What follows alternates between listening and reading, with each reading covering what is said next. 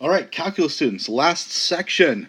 All right, this is exciting. All right, so section 5.5, it's a relatively short section, but it's dealing with bases other than e. And so the first thing I want to do is look at the derivative of a to the u. So a can be any real number. So like y is equal to like 8 or 3 to the x or something along those lines. So instead of e, we have a. And so let's first look at the derivative of finding, or look at finding the derivative of y equals a to the u. Well, this is one of those situations where you've got a variable in the exponent, and that's because u is a function of x. So like a more simplified form would be u is equal to a to the x. And so whenever you have an exponent that's a variable, you want to use the natural log differentiation technique. And so we actually already kind of did this. I did one example. I think I did y is equal to 8 to the x in class when we were doing 5.1. But let's just come up with a general equation for y is equal to a to the u. So I'm going to use the natural log differentiation technique. And when I use the natural log differentiation technique, remember, I'm going to first take the natural log of both sides. And when I take the natural log of both sides, this u comes out front. But the difference here is that when I bring the u out front, u is going to be multiplied by the natural log of a. Now remember, when we were doing base e, natural log of e is just 1, so this went away. But in this case, the natural log of a is not going to be 1, but it's going to be some number. So this right here is just a number. Okay, so I'm going to rewrite this as natural log of y is equal to some number, which is the natural log of a, times u. Okay, so now what I'm going to do is I'm going to take the derivative of both sides with respect to x. And so I've got d dx, the natural log of y, is equal to, since this natural log of a is a constant, I can pull it out in front of the derivative. And what I get is I get 1 over y dy dx, the derivative of natural log of y, is equal to my constant times the derivative of u, which is du dx. And we usually call this u prime.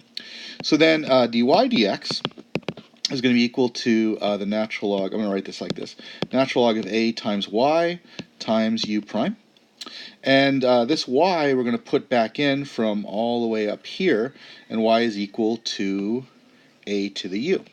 So I have a rule now, and that rule is the derivative of a to the u is equal to the natural log of a times a to the u times u prime. And it's good to memorize this rule, but you don't necessarily have to. I mean, probably the best thing to do is whenever you see any function that is a number to some exponent, or even some function to another function. But as long as the exponent is a variable, you want to use the natural log differentiation technique.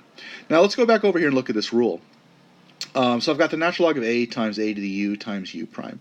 Now just kind of think about, what if a were actually equal to e? Well, if a were equal to e, then I have the natural log of e, which is 1, and then that would be times e to the u times u prime, which is the exact same rule from the last section. So the only difference here is that when you're dealing with bases other than e, then you've got this natural log term in front. But the rest of it is similar to the derivative of e to the u. Okay, so let's do an example of this. And so the example is, let me write it and I'll come back.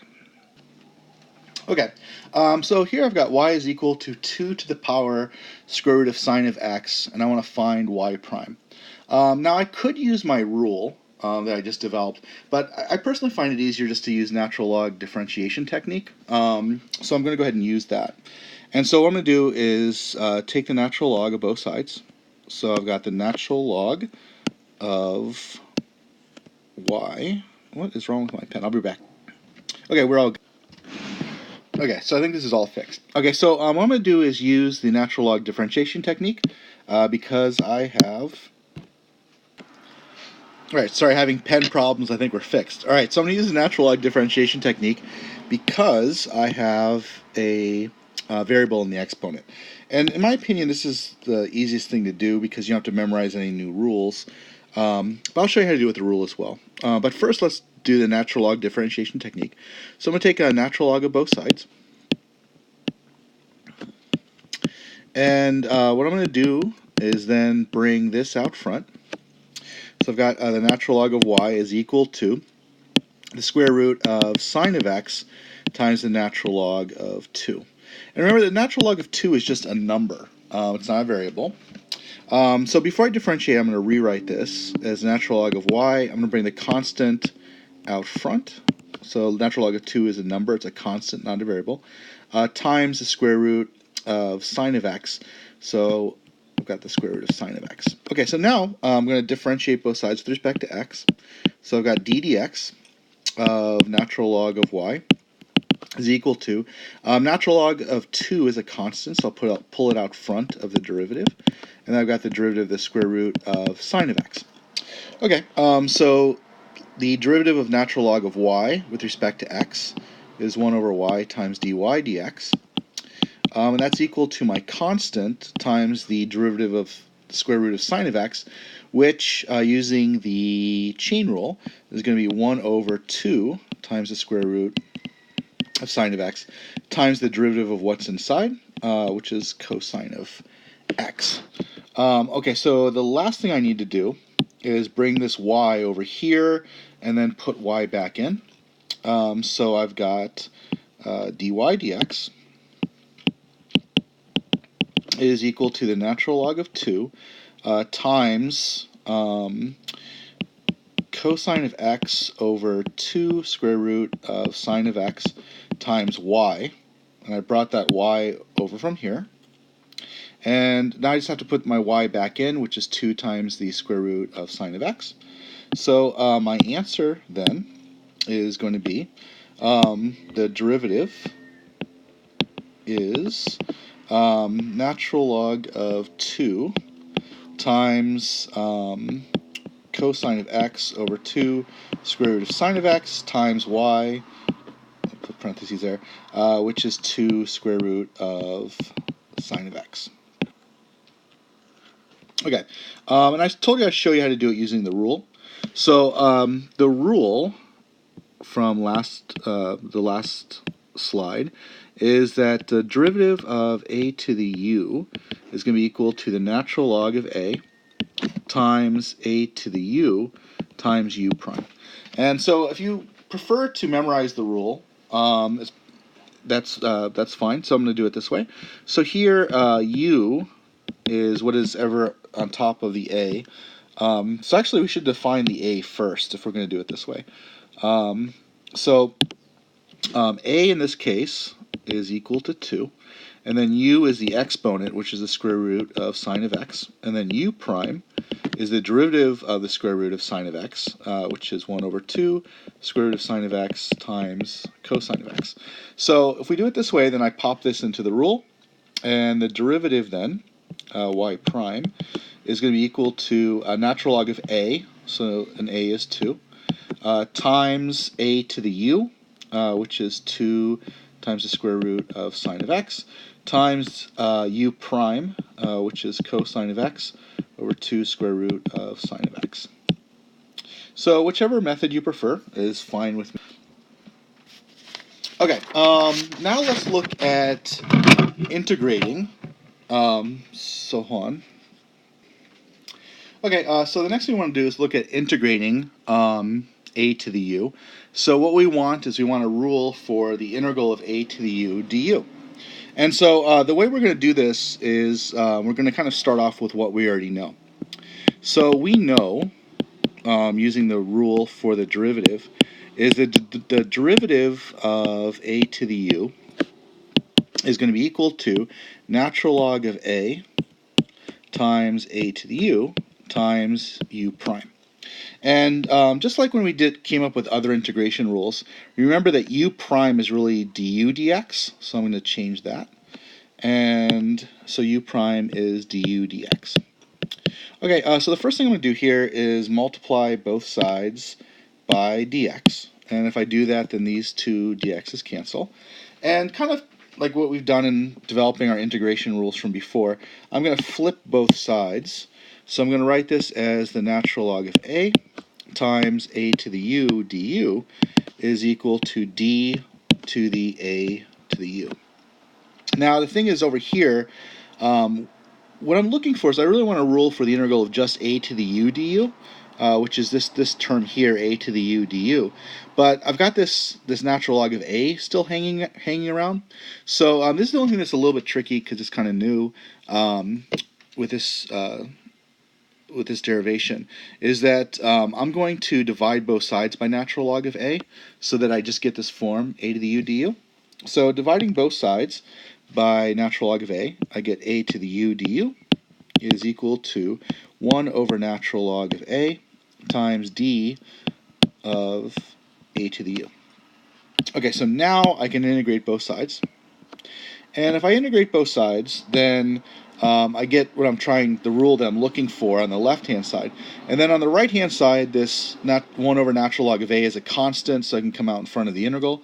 And then remember that d of anything is that thing plus c.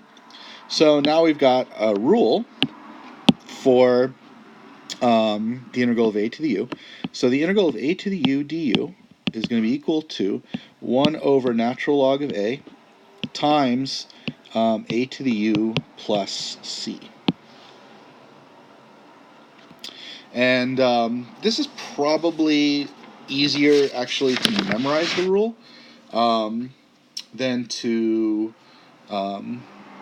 derive it, particularly if you didn't memorize this rule for the differentiation, because you need to memorize the rule for differentiation and then remember how to get to the integral. I mean, ideally you should know both ways, but if you just want to memorize this, that's fine. Okay, let's do an example. Okay, so let's do the integral of x times 8 to the x squared dx. Okay, so with any of these antiderivatives, I'm going to look for my form. And my form is the integral of a to the u du, which is equal to 1 over natural log of a times a to the u plus c. Okay, so I'm going to rewrite this integral to make my u substitution easier. So this is equal to integral of 8 to the power x squared times x dx. Okay, so let's start our u substitution. So I'm going to let u be equal to x squared. So now I've got my a to the u, because in this case a is equal to 8, that's my base. And then what I have left over to sub is x dx. So this is kind of like normal u substitution. So du is going to be equal to 2x dx. But x dx is what I'm looking for the sub. So x dx is equal to 1/2 du. And so I'm going to rewrite my integral as being 1/2 times the integral of 8 to the u du. And so if I look at my rule, that's going to be 1 over the natural log of a, which is 8 in this case, times a to the u. But I've got this 1/2 out front, so be careful from the u substitution. So it's actually, my rule is going to be 1/2 of this. So if I carry out the antiderivative, I get 1/2 times 1 over the natural log of a, which is 8, times a to the u, and a is 8 as well, to the u plus c. And then the very last piece is I'm going to go ahead and put that u back in. And if I do so, it's probably easier or looks nicer if I write this as 1 over 2 natural log of 8 times 8 to the u, and u is x squared, plus c. And you can prove that that this is correct by taking the derivative, and you should get the integrand. Okay, actually, with the time at 14, there's one more rule and 2 more examples, and then we are done. with everything we need to before school starts up again. So I'll see you in one last video shortly.